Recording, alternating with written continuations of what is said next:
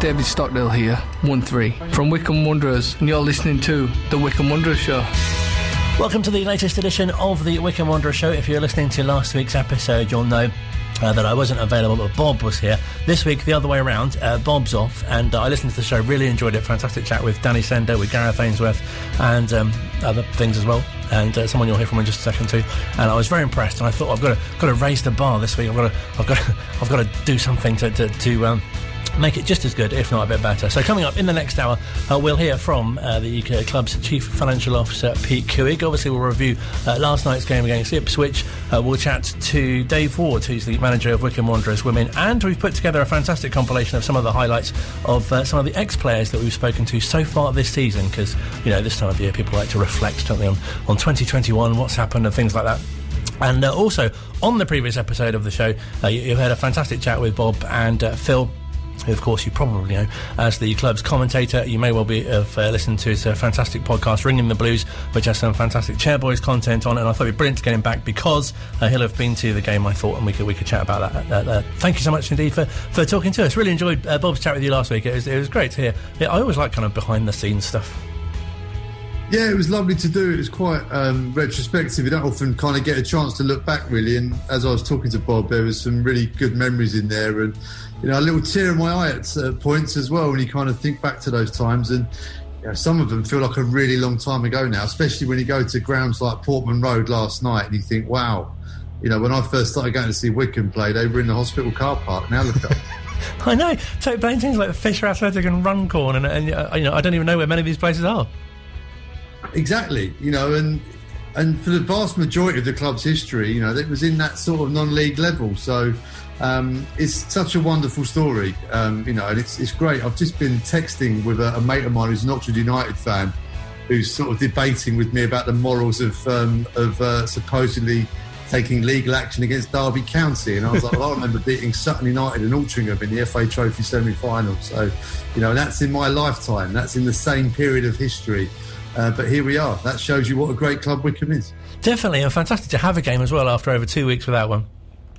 Yeah, 18 days is a long time at this stage of the season, you know, for everyone, the fans, the players, for us. I was doing my notes before the game and I was like, well, I feel a bit rusty. I feel like I've been pre-season here. I had to make sure, you know, my pen was working and stuff and all the other bits. And yeah, it's tricky because you kind of have to keep track of all the other teams. That are they playing? Are they not? What's going on? Who are their players out injured? And, you know, Ipswich Town have got a new manager and we only played them what feel like about 10 minutes ago back at Adams Park. So yeah, lots of change going on, lots of changes to lineups and things like that. But yeah, I think first and foremost, just wonderful to have a game on and great to be in an old stadium with 26,000 fans there. It was fantastic last night. And over 6,000 Wycombe fans went as well. What was your overall assessment of what you saw? It to me, Wycombe looked like a team who hadn't played for 18 days. They were rusty. Where they've been so fluent with the likes of McCleary and when Mehmeti came on in the second half. And, you know, Wycombe have got some really good technical players now. And they looked a little rusty in the final third. The final ball in has been a problem, really, even before this enforced break. The quality hasn't quite been there, which is really frustrating now for fans because Sam Vokes, we all know what he can do. If you put a decent ball into the box, he's going to get it on target and he's going to score quite a few goals. But at the moment, we're not really playing to his strengths, unfortunately. We're not getting the ball in that we need. And for whatever reason that is, I don't know. I think last night they just looked a bit rusty. And it's understandable, you know, an 18-day break at this stage. They've obviously been training and credit to the medical side at Wycombe Wanderers as well because they've been able to play all of these games that have been called off. It's been the opposition. But you can train and train and train. And I think the players would underline this and reinforce this as well by saying you can't replicate a match day situation. And I think the match day situation last night was a really big one because massive crowd, old stadium, a big team like Ipswich Town, and you can train all you like up at Marlow Road. You won't be able to replicate that. And I think Wycombe fell short last night in terms of their match fitness. And quite a shock before kick-off to see that the manager wouldn't be in attendance. Yeah, I think when I spoke to Tubbo after the game, you know, like Gareth is the most positive man in football, and the one positive we didn't want him to have, he returned over Christmas. So, but I think with Wycombe, Gareth and Dobbo, you know, they're like the old married couple, aren't they? They finish each other's sentences, I reckon. So they know what each other's thinking. They were in communication last night as well through the analyst, and they had earpieces in, and Gareth would have been watching perhaps a few seconds behind the live action. But so yeah, that would have been there. I mean, obviously it's a big miss. We're so used to seeing Gareth. He's such a sort of definitive figure on the side of the pitch. It's unusual not to see him there, but Richard Dobson is a more than capable deputy in this situation. And Matt Bloomfield, what a night for him at Portman Road as well. You know, a club so close to his heart, and to be able to assist Dobbo last night. I'd imagine he'd have been making sure Dobbo took at least 15 lateral flows before the game, just to make sure that Dobbo had to step down, and Matt Bloomfield could have taken the team maybe. No, definitely. And really nice to see such a mixture of youth and experience, everything from the likes of Chris Farino playing to David Wheeler getting his 100th appearance. Yeah, and, you know, Wycombe have got the oldest I think average age of the squad in League One. So it's lovely to see the likes of Mehmeti and now Farino coming through from this development squad. I think that's what they're calling it now, rather than a B team. And it really paves the way for the others in there as well to say, look, there is a clear pathway from playing in this development team and, you know, nearly going to university or playing at step 9 or 10 as those other players were, to being, you know, regular players in the Wycombe Wanderers lineup. And Ryan Tapazoli's picked up a knock, and Chris Farino, he can only do what he can do. When the chances come, he's got to play well. And he played up against James Norwood and Macaulay Bonne last night, two really good strikers in League One. And I thought he had a good game. You know, he would have learnt a lot last night as well. And I'm sure they will be drilling those errors that he did make in in training and looking at the videos and stuff. But I thought he performed admirably, really. And it's great to see. And nice that you got to speak to Richard Dobson after the game as well. Yeah, it's always lovely to chat to Dobbo, because we speak to Gareth every week after every game. So, you know, a change is as good as a rest in this situation. And we don't get to hear from Dobbo anywhere near as much as a man of his sort of ability, especially so lucid talking about the game. He speaks so well about the game, so knowledgeable. It's a shame we don't really get the platform to speak to Dobbo more often, really. But last night was a really good one to bring that in. And after the game, I said to him, you know, this is a game of really fine margins, and Wycombe came out on just the wrong edge of it. There's plenty of these games over the course of the season. I always say to our boys, you're going to have 10 games where you play ever so well and you win. There's going to be 10 games where you don't play very well and you've got to try and not to lose them ones. And then there's 20, 25, 26 that can go either way. And it's one of them games tonight. You know, we could have nicked a point at the end, and I think that probably our second half performance would have merited that. But we weren't quite good enough first half. We weren't composed enough on the ball. We were better on the ball second half, and you know, a lot more territorial possession, but not clinical enough in the final third. We just lacked that little moment of magic or a cross that said score me, and you know, we didn't quite provide either. Was the fact that 18-day gap between matches, has that played a part in perhaps that little bit of quality missing tonight? Yeah, possibly so. There's nothing like playing a game of football, and I think once you get in your flow and the games come thick and fast, it's very easy to build momentum over the course of a season. Once that momentum stops, and you know, we've prepared for each of the two games right up until the last moment, and then you know, it becomes really bitty, and we've had that. So if we'd known we'd have had that period off right at the start, it would have been a lot easier for us to prepare. As it is, you know, you've got everything ready for Bolton, you've got everything ready for Cambridge, and then we lose them, and then you're working on the next one, and it's difficult for the players' mindsets, because your focus is there, you're building up for the big day, and then all of a sudden it's pulled from underneath you, and it's been disappointing. You know, it's going to be one of them things for the next month or so. You know, clubs are struggling a little bit, the world's struggling with it a little bit, so you know, I'm not knocking anybody there. It's just a shame that we have a disrupted season, and it could throw some people off course. Gareth Ainsworth, normally the most positive man in football, got the positive that he didn't want, and he couldn't be here tonight. When did you find out that he couldn't be here? A couple of days ago. So no big deal. We're so in tune with each other and the coaching staff. The chairman wished me well tonight, and I said, look, I can't guarantee a result, but what I do know is that we'll be perfectly fine on the touchline, and we're perfectly fine with our preparation. I've got good people around me, and Lee Harrison and Matt Bloomfield and the like step up, and we've lost our GPS analyst as well. So there's a couple of people that have gone down, but it's something that we're going to have to work through. Gaz will be back within the next week. Fingers crossed that no one else comes down with it, but we've got to get through it, and we're going to have to be adaptable from time to time. No Ryan Tafazolli in the squad either this evening. Is that an injury or illness? Injury, yeah, just tweaked his back a little bit, so we're hoping it's not too bad, and he'll be back shortly. But it's not one that we want to risk at the moment. And with the nature of the games at the moment, we're all expecting or hoping to play on New Year's Day, but is it tough to prepare in the back of your mind, knowing it might be all the preparation might be for nothing? Well, obviously Charlton have lost their game tonight, so I don't know whether it's their case or the opponents, but no, we go full steam ahead. Nothing changes. We can't lose focus or let anything sway our judgment on whether the game's going to be on or not. We have to prepare 100% as we normally would, and we'll all keep our fingers crossed we get the game on. Sounds very ironic, losing a GPS analyst. Surely that's not the sort of person who should be losing, surely. They should know exactly where he is at all times. So he was here. So Charlton next, and obviously, as Dobbo mentioned, they haven't played either, so hopefully they'll be even more rusty. Well, this is the thing. Wycombe, as I said, certainly in the first half, they looked really rusty, so Wycombe can only hope that Charlton will be equally rusty. But it's another away game. It's another game for a team whose manager will be taking charge formally for the first time.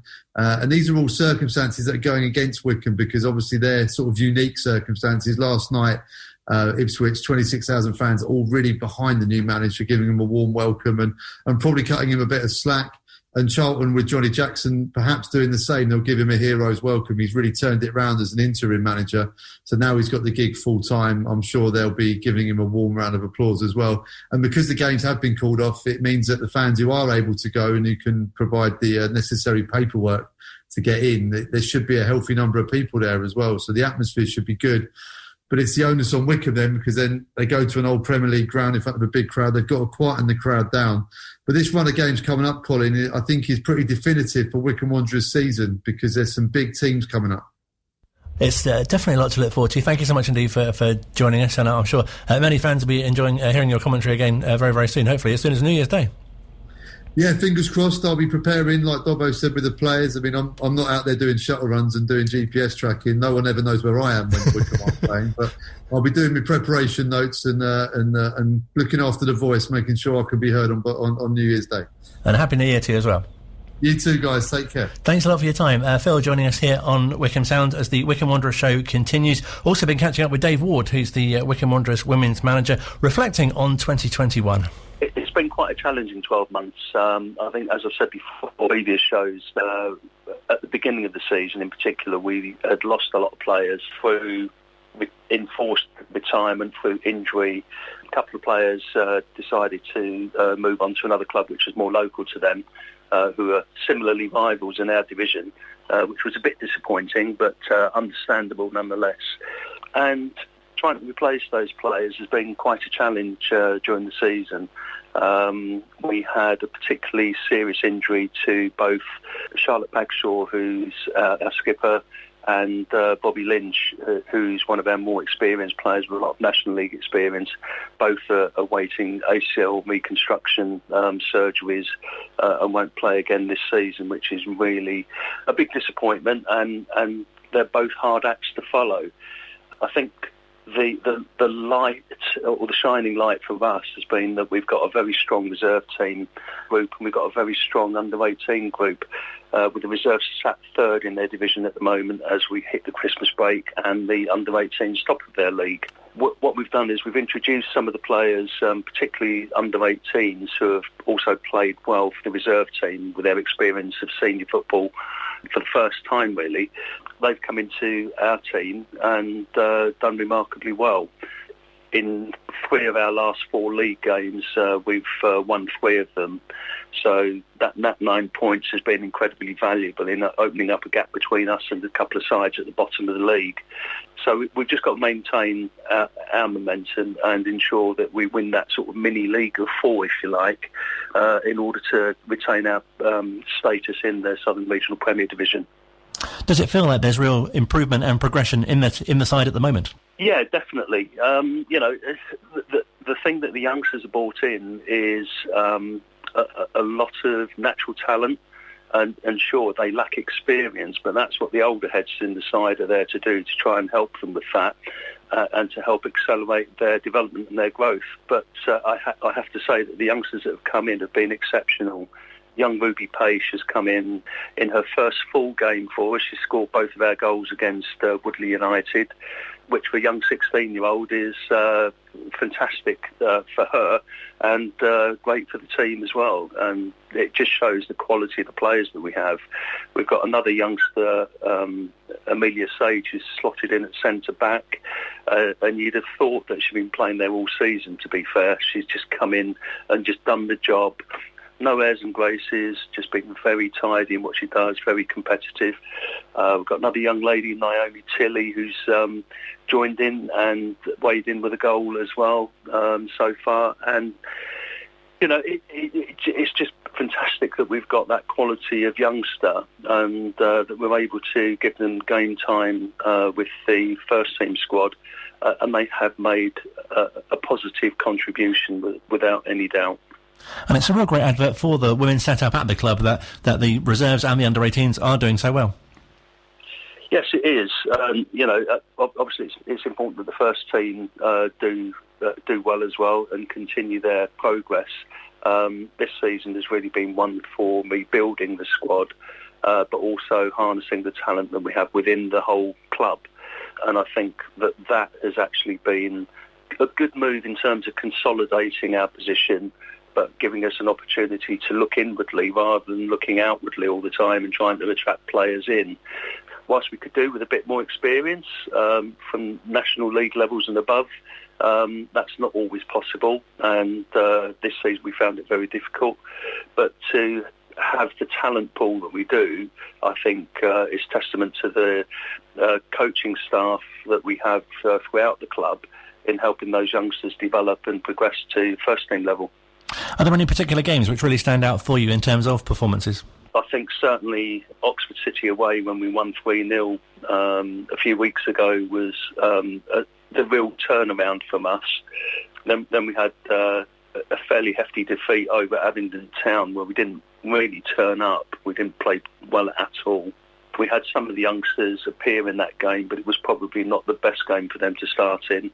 But against Woodley United at home, we showed an awful lot of resilience, an awful lot of confidence, and 2-0 probably flattered Woodley a touch, I would say. It was great to keep a clean sheet, but it was fantastic to see us creating so many chances and to see young Ruby Page converting 2 of them. Then the following week we had a tricky encounter against Winchester City. They're another team that blow hot and cold, but when they're on it, they can be a very difficult opponent. We beat them 2-1, and a really good, solid performance. I think if I reflect back onto one of the best performances, although it was a defeat, it was against National League Cheshire United in the Bucks and Bucks Senior Cup. We lost the game 4-0, but 3 of their goals came in the last 5 minutes, just because of superior fitness, and we got a bit tired and lost concentration at key moments towards the end of the game. But for the first hour, we kept them out, and we stuck to a game plan. And the discipline and the attitude and application of all of the players on that day was exceptional. I think Ascot, who are doing better than us in the division at the moment, lost 8-1 to Chesham in the next round of that competition. So the fact that we managed to hold them to 4 by having a very disciplined performance should augur well for the final run-in for us for the season. So that was a particularly pleasing game, although the result was not what we wanted. And something else which really stands out this year, I think, was only happened comparatively recently, I know, but you and the team got to go to Adams Park when the men's team were playing and on the pitch at half-time. That must have been so nice for all the players and yourself for the sort of profile of the team as well. Yeah, being part of the Wycombe family, as we are, it's fantastic to be able to get to Adams Park to sort of advertise the existence of the teams and to try and raise the profile. Quite a few supporters that watch the men's team come and watch us on a Sunday as well, and I'm sure they, if they get the opportunity, they would watch the reserve team and the under-18s, and they'd see some very good football. But yeah, being at Adams Park was a good experience for a lot of the players that hadn't been there before. And it was nice for them to sort of walk on the hallowed turf as it is and to experience what it's like to hear the noise of a crowd of about 4,000 odd that day against Bolton. So yeah, fantastic for the players, absolutely fantastic. And I think we've got other opportunities so that the reserve team and the under-18 groups also have the same opportunity to be at Adams Park and on the pitch, hopefully. I'm really pleased, as you say, how the players have risen to the challenge of coping, if you like, with senior players being out with injuries and some of the departures as well. It takes a certain sort of character, because we've been looking at the players and weighing up whether or not psychologically and physiologically they can cope with the demands of senior football, especially as they're growing youngsters. And some of the 16-year-olds that we put into the side had never experienced senior football before until they'd gone through the reserve team this season. Because they'd adapted so well, it meant that actually, technically, they're more than capable of coming into the first team group. They've now felt what it's like to play against senior adult females, so given the opportunity. And I have to say that all of the youngsters that have come in have grabbed the opportunity and done themselves no harm at all in terms of their performances. And have you set the team targets, or perhaps amended targets from earlier in the season for the remainder of the campaign? Yeah, the target really is to make sure we win our mini-league of 4. We think there were most of the teams above us are probably uncatchable now, but it's making sure that we minimise any losses against those sides and give them a scare and maybe pinch a point here and there.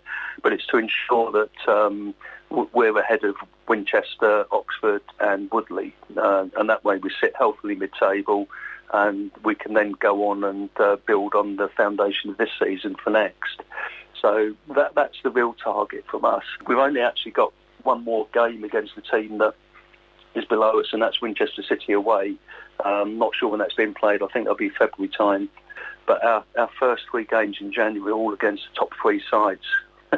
So, it's quite a daunting challenge. But, the players will be coming back refreshed after the Christmas break, and I'm sure they'll relish that opportunity to go and see if they can upset a few teams above us. No, we look forward to following the team's progress. Thank you so much for your time, and I wish you a Happy New Year as well. Brilliant. Happy New Year to you too, Colin, and to everyone involved at Wycombe. Thanks ever so much. Online, on Radio Player, and on 106.6 FM. This is Wycombe Sound. Still to come on this week's Wycombe Wanderers Show, a fantastic compilation of some of the ex-players, thanks to the Wycombe Wanderers Ex-Players Association, that we've spoken to so far this season, ranging from Les Merrick to Danny Sender, with a bit of Paul Hyde in between as well. I must say a big hello to Jane as well, who left us a message over the Christmas holiday, wishing all of us here at Wycombe Sound a very happy Christmas, thanking us for all that we do, and also thanking us for the Wycombe Wanderers Show as well, which is a real pleasure to be able to do it. Bob not with us this week. We're both back next week, you'll be pleased to know. But trying to put on something a little special for you for the Between Christmas and New Year episode. We've been speaking to the club's Chief Financial Officer, Pete Couhig, talking all things including transfer window and how things have been at the club overall. But started off with news of how he spent his Christmas day. Well, it was interesting. So I had my family in town, and my dad and his wife were in town. My flat is not big enough for all of us. Gareth's house is getting renovated, and so he didn't have room for everybody. And so we decided to have a Christmas dinner over at the Woodlands Lounge at Adams Park, and it was fantastic. We saw some pictures on social media as well with the spread that Will did, and it's such a lovely thing, and so much about the relationship that both you have with Gareth and obviously your families as well. Yeah, I don't think it's yeah. But Gareth and I obviously hit it off really very quickly. I've hung around with his wife and kids a lot. Hung around with his parents a lot. It was just a very natural thing to do, and it was just a really fun family. I think Gareth's family's a lot like mine. We like to have we like to have a good time. We love good food, maybe a couple of drinks, and then I got to tell you, the karaoke session was unbelievable. Between my wife, Gareth's mom, Gareth's daughter was incredible. Yeah, we had some folks belting out some tunes. Oh, if only it was recorded, we could have played some. Yeah, exactly. No, we didn't. It was for the family only, I guess. I'm sure there's some videos, but might want to keep those to ourselves. No, definitely. And I'm sure all Wycombe fans will be really pleased to know that you were able to be with your family, especially having so much time apart from them with you being over here. Yeah, it's been 2 years exactly. My wife and kids were here the last time, Christmas, right before COVID happened. Haven't been back since, and so it was. I got to tell you, it was a little nerve-wracking leading into it, whether they should come or not. But it was very important for us to be together for Christmas. We knew we could take as greater precautions as we could, while still understanding that it's Christmas, it's family, and sometimes the risk is worth it, and it was. No, that's really nice to hear. Obviously disappointing that Gareth had to miss last night's game because of picking up COVID-19, and hopefully, obviously, wish him a speedy recovery. And I was reading that he doesn't have any symptoms, which is great news. Yeah, it's pretty crazy. We test nearly constantly. Look, I've been looking at 2 years of testing with a large group of people. It was really interesting, this new Omicron. You can test negative on a lateral flow one day, positive the next day, negative the next day, and then that PCR picks it up a little bit longer than that. The good news is that anybody that we've had that has had a positive lateral flow, nobody's had any symptoms whatsoever, which is honestly a little bit bizarre to me, but I don't know if you've seen the Spider-Man meme, but I feel like I'm right in the middle of it. No, definitely. Hopefully you and your family are all well as well. Yeah, it was a little bit nerve-wracking over the last 24 hours because they left today, and so you have to do your fit-to-fly test. You have to get approved by the airlines. We did all that stuff yesterday before we left for Ipswich. Didn't leave until we had all the negative tests, and loaded everything up in the Verifly app, and they were approved. But to be completely honest, I was nervous until they were in the air. Fortunately, about an hour and 20 minutes ago, they were. Oh, fantastic. That's really nice to hear. And also, obviously, great that football was able to continue yesterday as well, because I guess people had everything crossed that there would be a game on at Ipswich. Yeah, I got to tell you this. It was very disappointing to lose yesterday, but Portman Road, Ipswich, they had 26,000 people there. It was, it's what everybody wants with holiday football, a big match like that. I just wish, we played Ipswich twice, and this is crazy, but in both matches, we have somehow, even the one we lost 4-1, we had the lead on XG, which is the expected goal stat. But as everybody knows, you don't get any goals for expected goals. You just got to stick the biscuit in the basket. And we unfortunately did not do that last night. So that kind of stuff happens. It's football. But pleasing that the game was so close as well after, playing Ipswich recently as well. It was a bit of a different score. Yeah. I got to tell you, it is very interesting to me. Nobody wants to lose to Wycombe. So to go to a place like Portman Road where you got 26,000 people there, and second half was, this is one of those perplexing things. We had a team, and I always say it, everybody complains about time wasting, but everybody who's winning in the history of this game has time wasted to some extent.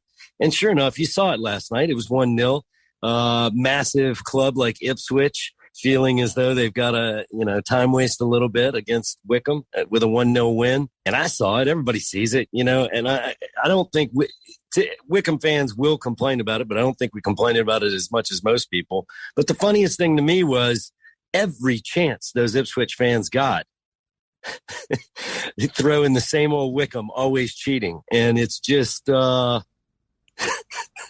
it's comical, really, because I watch a lot of football, and I think maybe probably a lot more football than most people out there. And I think maybe because I'm an American fan who has just been more of a neutral in most matches that I've watched, I don't watch with a jaded eye as much as maybe, those 26,000 supporters did last night at Portman Road. But it is a little bit perplexing to me how those tropes like that can just live on. Do we do it more than other people? No, I don't think so. But I think we've just over time developed a reputation over a few incidents that, and also, it's just, we'll do anything that it takes to win. I can promise you that. Everybody will do that.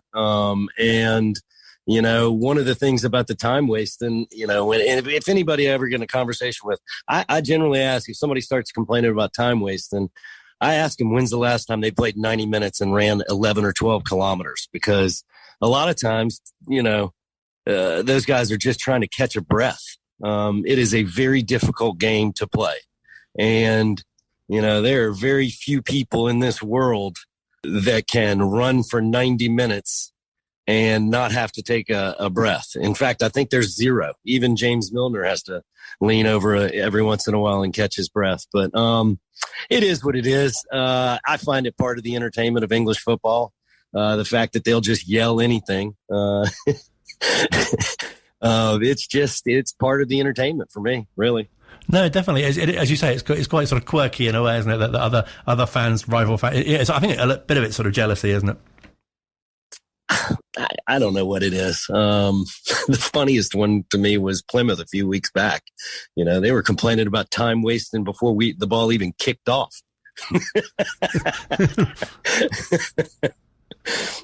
So we've reached the halfway point in the season. I was reading on the club's social media that, just to point off where we were at the point of the season where we got promoted. So is there a really good feeling around the club that something special could be happening this year as well? Yeah, well, honestly, we're probably a few points behind our target for the midway point. I think, the matches that we've lost, most of them walking away from it, it's kind of hard to believe we didn't drag a point or if not even a win in a couple of those. So I'm not going to say we're where we want to be, but we're pretty close. And considering the schedule we've had with 8-9 away matches against top 10 teams and having those guys at home puts us in a good spot for the rest of the year's run. So very excited to go into the January window and hopefully pull off a few wins here and just keep tracking out, because it is a very difficult year in League One. The level of competition this year, I've been watching this game for a long time. League One seems about as good as it's ever been, and it just keeps getting better. And it's not just because we have these massive clubs like Ipswich and Sunderland. It's because teams like us, teams like Accrington, these small clubs who have smaller budgets are figuring out ways to compete against these teams that just spend, honestly, more money than they should. And you mentioned the transfer window just around the corner. I'm sure Gareth identified his targets. How does that work? Does he come to you with a shopping list, or is it more of a sort of a sort of all sit around a table sort of approach, or what are sort of behind the scenes at the football club for the transfer window? Well, I think most people, when you read social media comments, they look at windows, especially the January window, about how to do something for this season. But when realistically and practically, when you're running a football club, the decisions you make every window don't just affect the next half a year. They affect a half a year and a half, 2 years.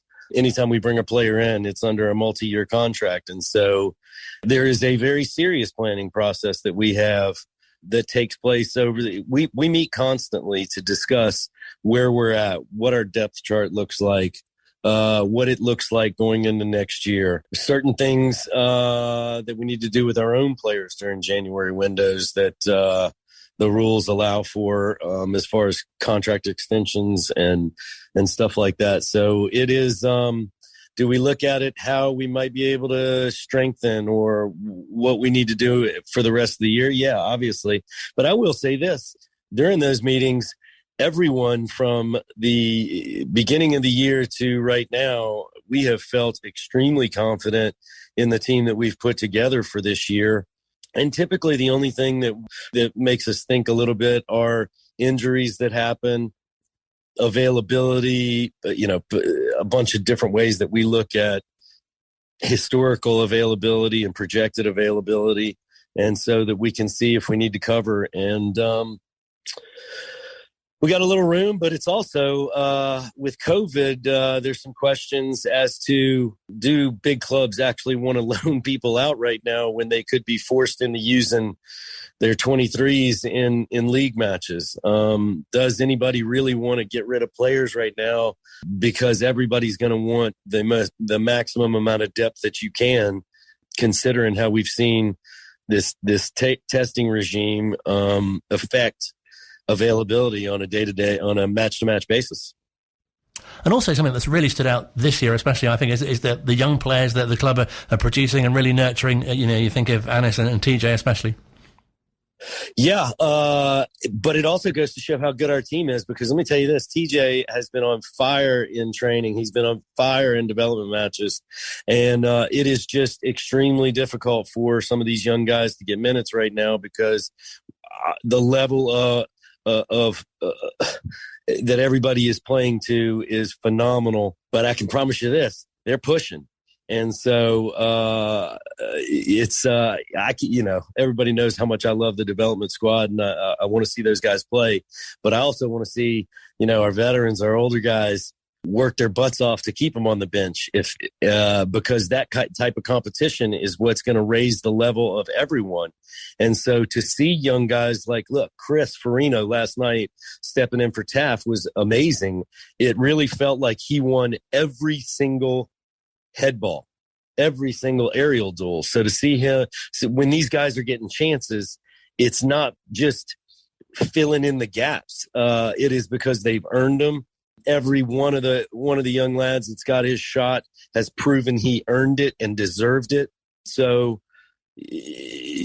I love having this deep, big old squad, but part of me is feels a little bit bad because I remember being a young guy on a team trying to work my way into the minutes, and how difficult it can be because you've got those older guys that and the veterans that those coaches trust so much. So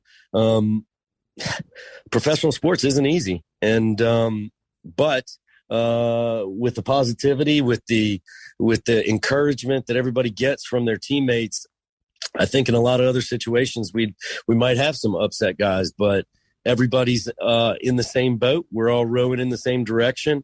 Everybody knows Gaz and Dabo have extremely difficult choices every match, and so we all have the same goal, and that is to be in the championship next year. And so whatever it takes, everybody's willing to do it. And a special mention for David Wheeler as well, who made his 100th appearance for the club last night, tweeting today how proud he is and how fortunate he is to have found himself at the club, and talking about the positive environment throughout as well. Yeah, it's really good to see. Wheels is such a great player, and he's a perfect example of that Wycombe player that's willing to do anything for the team. He's probably played 3, 4, 5 different positions for the team over those 100 matches. He also happens to be my mom's favorite player. Every time he gets on the pitch, my mom is just so excited. I think it's because he's a pretty good looking dude and he's a great footballer, but the combination of the two definitely has my mom watching out for him every time. That's a new design for a t-shirt, I think.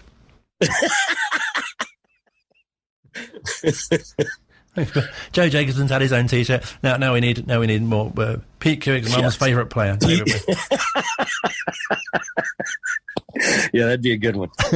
And just finally, buy it. They'd sell. What would be your message to Wycombe supporters, especially at this time heading into the second half of the season? Hey, look, we need everybody at Adams Park every chance you get. 650 people making a trip up to Portman Road last night was fantastic. Could hear them quite a bit during the match. We just need as much support as we can. because the boys are playing incredible football, and everybody knows that when those Wycombe fans are cheering and rooting them on, they can raise our boys' levels. We've seen it at the end of matches almost all the time over at Adams Park, and so we have actually an incredible schedule. We played 8 or 9 of the top 10 teams away, so that means from now until May, we've got those matches at home, and those are massive matches. And so, what can Wycombe fans do? The ones that always show up, keep showing up, sing louder, and invite friends, bring friends, because the more people that we get in there consistently, the more it'll help us fight the acoustics of that away end at Adams Park, which normally, thank goodness, our boys on the pitch shut up pretty quickly. And so, we just need to pack the park, get excited about Wycombe football. It is, I think the last couple of years have been easily, some of the best teams that have ever been played at Wycombe. All of the new stuff that we have at the stadium is making, and our improvements that happen from match to match. It's just a really fun experience every time out at Adams Park. You never know what you're going to see. There's always quality entertainment. So we just wish more people came, and those that do, we wish, we're even louder. Really appreciate your time, and I wish you a very happy New Year as well. Cheers, Colin. Thank you very much, bud. Online, on Radio Player, and on 106.6 FM. This is Wycombe Sound. Final part of the Wycombe Wanderers Show for this between Christmas and New Year week. Been really enjoying working with the Wycombe Wanderers Ex-Players Association and speaking to many, many ex-players who, over the Christmas period, sadly reported the death of former goalkeeper Ken Brown just a week after he celebrated his 90th birthday. Of course, our condolences to Ken and his family, and of course the wider Wycombe Wanderers family as well. Since the start of this new season, Season 2 of our programme, we've spoken to some fantastic ex-players who have played over all sorts of different eras of the club. Many more to come in the new year as well. I invite you to sit back and enjoy some of the highlights of those that we've spoken to in the past few weeks, as I say, covering all sorts of eras, and hopefully some of you will remember and enjoy as well. No one expected us to go there and beat Preston. Wycombe's manager at the time, Gareth Ainsworth, was playing for them. I had an unbelievable tussle with him in midfield.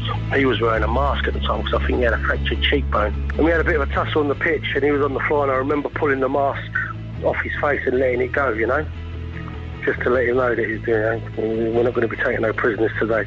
And it was a close run, close fought game, and I was fortunate enough to get the ball in their half, just inside their own half, with minutes, not even a minute to go, I think, where Tim Langford just trapped it and played it to me, and I just made my mind up from then that I'm going to shoot, because it felt right, and it went in.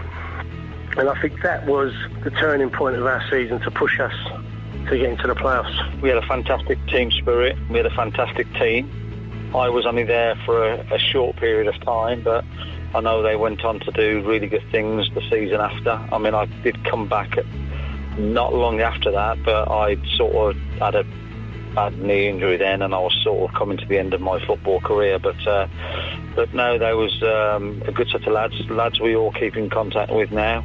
We have get-togethers now every so often, and charity football matches, so we still speak, but great set of lads, and they've become really good friends of mine. Martin was a great motivator, I think, of players, and there was definitely a different atmosphere on the training ground when he showed up to when, just Paul Franklin or Steve Walford took the training. The atmosphere had changed straight away.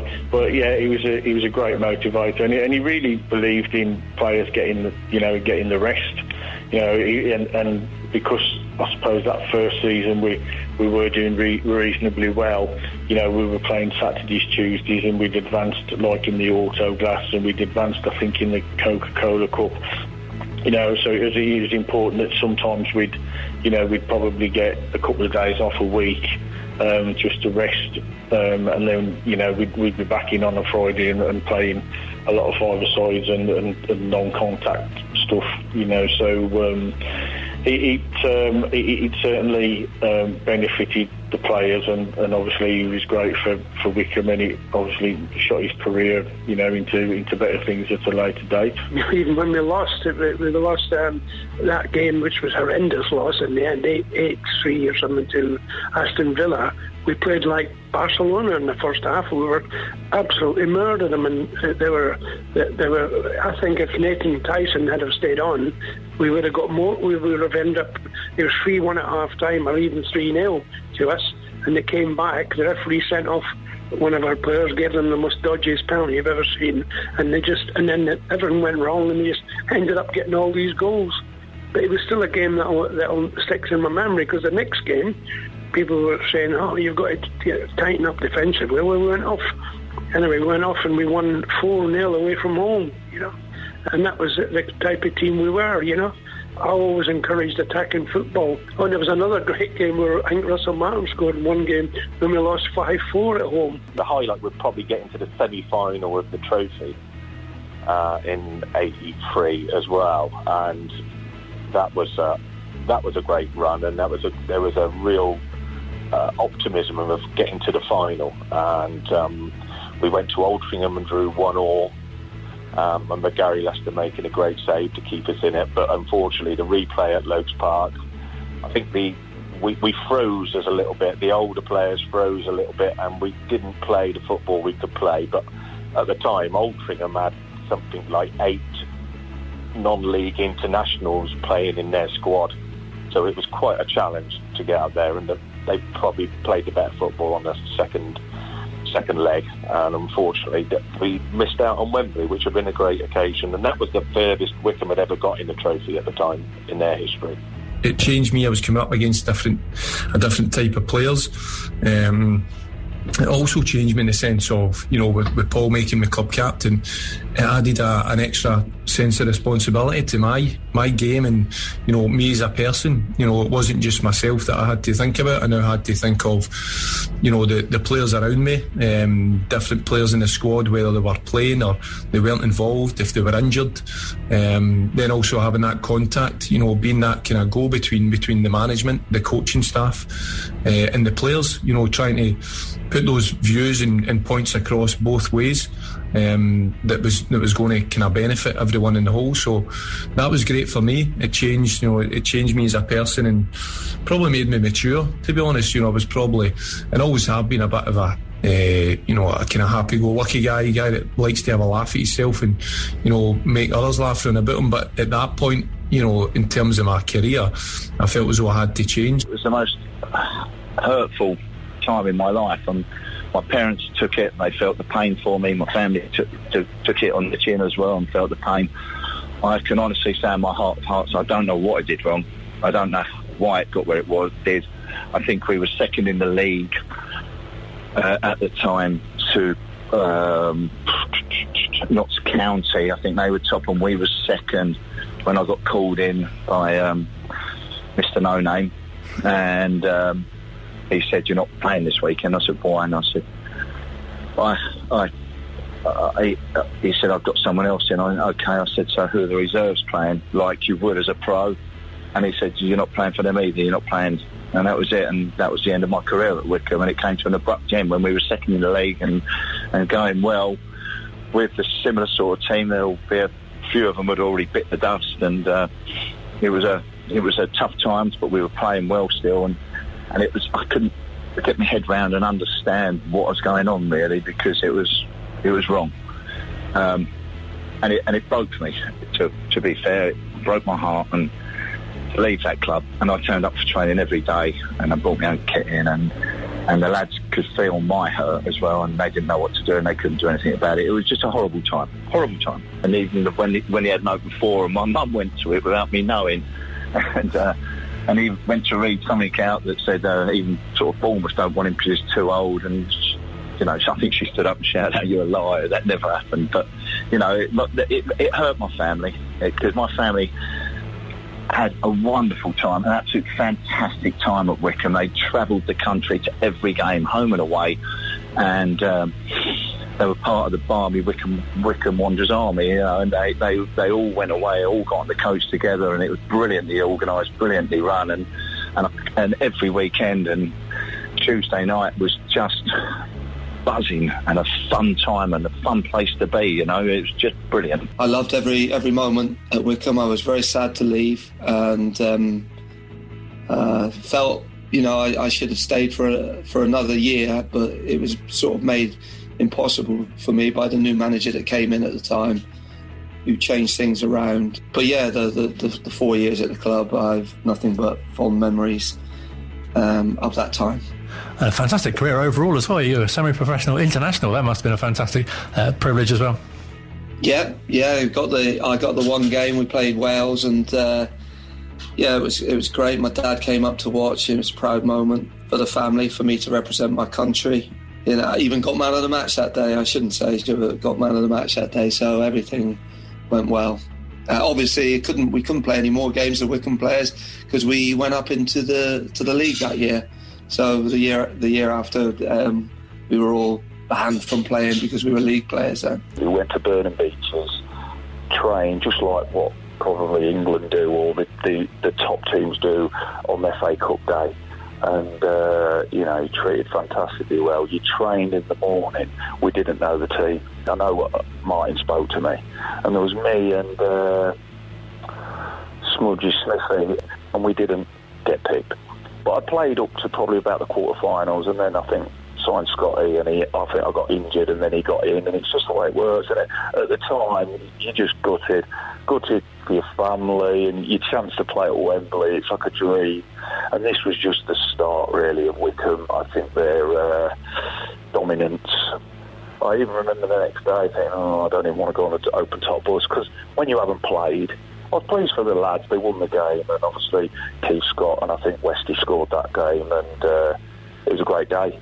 You know, a lot of fans there. It was great, open top bus. But when you've not played, this is the other side of football, isn't it? You know, it's not always roaring success, and as you've had a longer career, you realise there's a lot of ups and downs in football, and I'd love to be here saying, I scored the winner at Wembley, but it weren't to be, and I probably wasn't good enough to be in that team at the time. The biggest and best games that I played for Wycombe was Gravesend and Northfleet away in the FA Cup second round. We lost that game. I had a blinder in that game. And another good game that I can remember at the moment was Spennymoor in the FA Cup, FA Amateur Cup. That was the third round. We lost 2-1 away following a 2-2 draw at Lokes Park. And the attendance in the replay at Spennymoor was 4,902 people there. Yeah, that was for them, and they were only a relatively small northern side. The game at Spennymoor was quite intriguing, really, because we had to travel up overnight by train, and when we got there, the ground was it built on an old slag heap, the ground, and all corrugated tins round it, and all rusty it was round the ground. And after the game, we had a bath, which was we didn't have showers then. We had baths, and the bath was inside there, and these tins came down on the outside, and they were all rusty at the bottom. You were seeing from the bottom, and all these girls got down cheering us all in the bath there. We were. That was quite funny. That was. I remember playing. I think we got through to Hendon, where we were eventually beaten, but the match that should never have been played. Because it was absolutely muddy, and I know Ian Rundle actually was really he was very saddened by the fact that he actually broke somebody's leg because it got stuck in the mud there. So that should never have been played that day, but it was a great cup run, and obviously, good for the town as well, I think. The thing I found about Wycombe was that you not only joined the football club, you made some good friends. I've got friends that last to this day. A particular friend of mine was Dennis Syrett and Jimmy Truitt.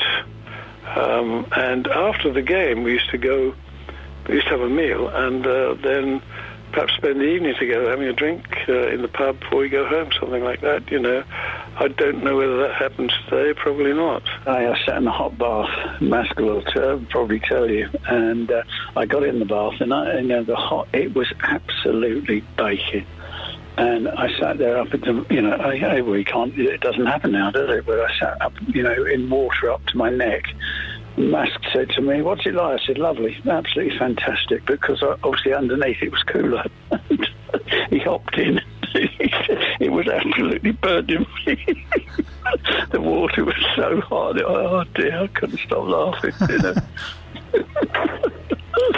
But anyway, that's the sort of stupid things that I did. But there we are. The last game of that season, we stayed up when we beat Lincoln away, and I was lucky enough to manage to put the ball in the box for Paul to get his head on. So I think that one really sticks out in my mind. And I think there was a couple of hat-tricks that I scored at Adams Park as well. So, I mean, my memory's terrible, so I forgot a lot of them. But sometimes you see sort of little highlight reels and you see some goals you scored. But no, probably the hat tricks sort of stay in my mind. When I go back to watch a Wycombe game, it is for me going home. I've got lifelong friends, in the likes of Steve Brown, Darren Curry, Roger Johnson, Keith Ryan. I go back and there's familiar faces. So for me, the best way I can describe Wycombe is home, and it'll always be that way for me. It's a special, special place, which, I grew up, not just as a footballer, as a young man.